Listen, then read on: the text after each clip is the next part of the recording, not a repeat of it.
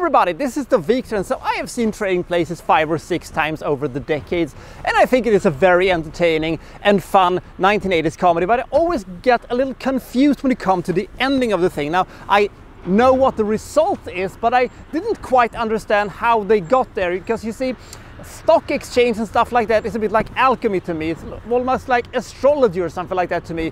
I couldn't quite figure out what exactly happened in there. Why did the thing that happened actually happen? And it was actually not until last week where a friend of mine who knows a lot about stocks and stock options and stuff like that explained to me exactly what happened. I'm gonna try to explain that to you after I've given my ratings for this movie, but let's go and see what happens with Louis Winthrop III and Valentine and the Duke brothers. This is Trading Places.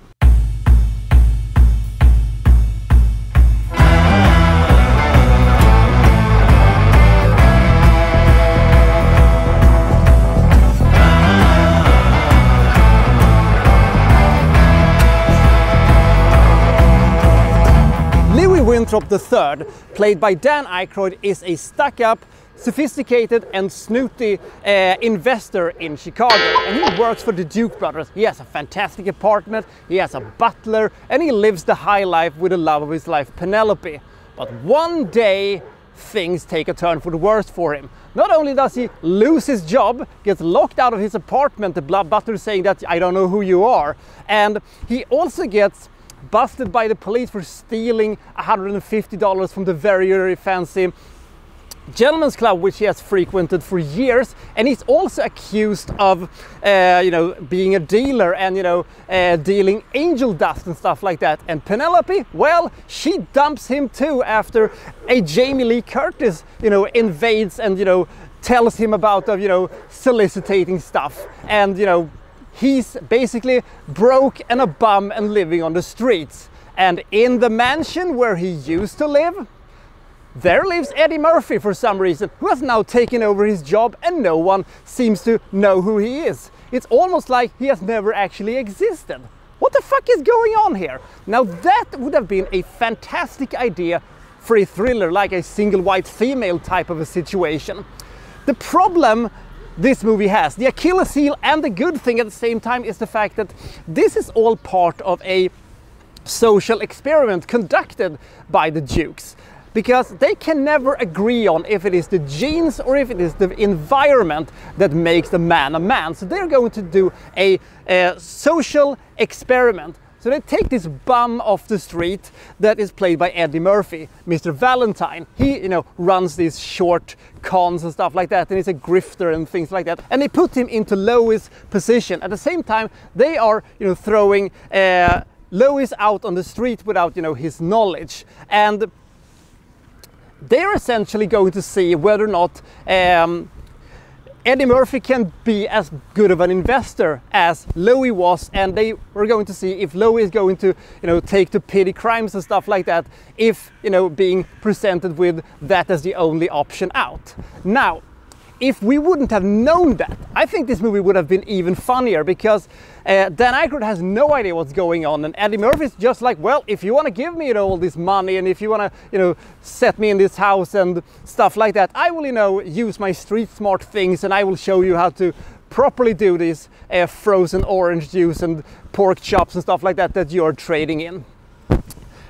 This is a case of, know too much syndrome, that we know more than the characters, and in most cases that doesn't work. And this is a pretty good example of it, because it takes a long time for this movie to actually get going. The only housing option for Louis Winthrop is actually to shack up with Ophelia, the woman who, cost him his marriage after, everything else had gone topsy-turvy for him. And she actually, allows him to go there because she cannot trust him. And sure, it is a tired cliche of, the whore with the heart of gold, but Jamie Lee Curtis is such a likable person, and she was so nice to, Dan Aykroyd, a man she basically knows nothing about, and, that she was, paid to have his life destroyed. And the fact was that I liked her character so much, so I could take, the whore with the heart of gold cliche, and it actually sort of kind of worked. Now, As I said, one problem this movie has is 116 minutes of runtime. In my opinion, if a comedy goes over 90 minutes, it better be rad as fuck. And if it goes over 100 minutes, buckle up, buckaroos, because that is going to present some problems. Despite the good performances from Aykroyd, Curtis and Murphy, it takes almost an hour before we actually get into the really good bits of the movie, because before that we just have these situations that aren't that funny because we know too much already. And when we get into that second half of the movie kind of shifts focus a little bit and becomes almost like a Sting type of a movie, and that thing was really, really good, leading up to the fantastic ending, even though it was a little confusing at the stock exchange. And when all said and done, we're just so invested in our three main characters, and we really want them to succeed, and we really want the Duke brothers to fall from grace and grovel a lot. And the fact is that Jamie Lee Curtis and Dan Aykroyd have such fun chemistry together, but Dan Aykroyd and Eddie Murphy, they have a fucking chemistry lab between each other, because they are absolutely fantastic in this movie. This is absolute peak both Aykroyd and Eddie Murphy. Mid-80s.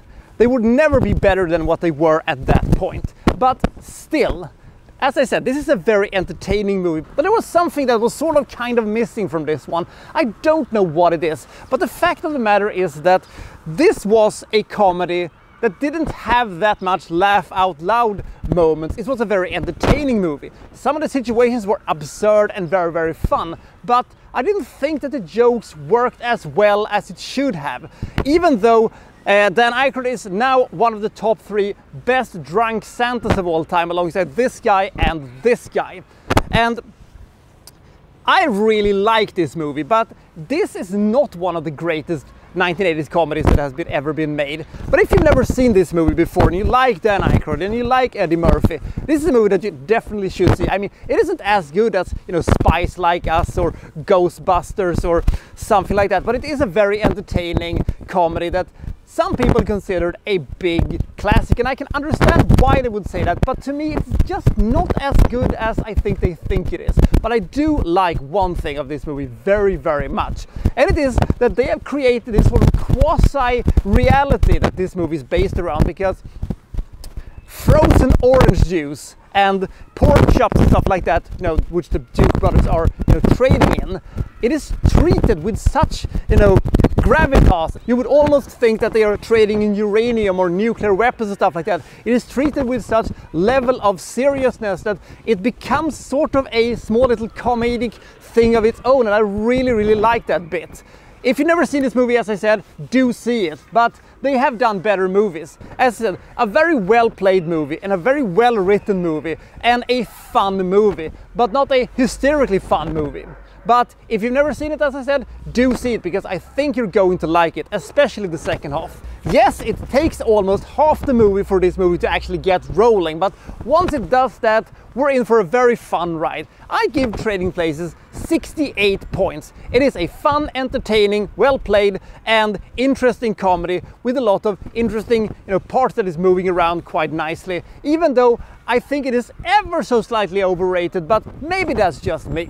So what actually happened at the end when Eddie Murphy and Dan Aykroyd comes to the stock exchange to do the little scheme? Well, with the authentic orange crop report indicating a good harvest of fresh oranges, frozen concentrated orange juice, FCOG, would be less important to food producers and also would likely to drop in price once traders heard the news. You know, that's the thing with the report that they stole and gave them the falsified ones to the Duke brothers. However, by way of a fraudulent report, the Duke brothers are led to believe that the orange harvest would be less successful, necessitating greater demand for stockpiling the frozen orange juice in orange products in the coming year, thereby driving the price up. By capitalizing on this knowledge and the Duke brothers' missteps, our heroes are able to profit by manipulating the future market as follows. Unlike conventional stocks, future contracts can be sold even when the seller does not yet own any of the commodity. A contract to sell, say, 1,000 products of frozen orange juice at $1.5 per pound in February merely indicates the seller's obligations to provide and the buyer's obligation to purchase the product at that specific time and for that specific price. It does not matter how or where the seller gets the product, as long as one way or the other he's able to provide it at the price at the time, even if it results in a sale at a loss to him. Now, here is what happens. In this case, Winthrop and Valentine first sell the futures at roughly $1.45 per unit, a price inflated by the Dukes themselves. The Duke brothers buying leads to the other traders to believe that the Dukes are trying to corner the market, causing a buying frenzy. Then, when the price falls as a result of the release of the real crop report indicating a good harvest, Winthrop and Valentine buys future at roughly $0.22 per unit. Thus, for every future units that they have previously sold at $1.45, then purchase the amount for only $0.22, resulting in a profit of over $1.2 per unit, over 545%. Though it is not stated in the movie exactly how much they make, if they invested roughly $500,000 from a combination of Winthrop and Valentine's investment, the Duke money from buying the fake report from a fake Clarence Beeks, Paul Gleason, and Coleman's and Ophelia's savings, they would have turned into roughly $2.7 million. It is strongly implicated that the purchase additionally futures on margin and made dozens or hundreds of millions more, since a lesser amount would not bankrupt the Dukes. At the same time, the Duke brothers purchased enormous quantities of frozen orange futures, even at the relatively high prices, because they incorrectly expected the crop report falsely suggested a greater need for stockpiling orange juice will create a demand for even higher prices, securing them a profit. When it turns out that the leaked report they were given was fraudulent and the true report is revealed, the prices begin to plummet before they are able to sell off their contracts. So they are left with obligation to buy millions of units at a price more than $1 higher per unit than they can sell it for, therefore bankrupting them. So did you get that? Well, I'll see you next time for, well, so-and-so reviewing, well, such and such. Thank you for watching. Thank you very much.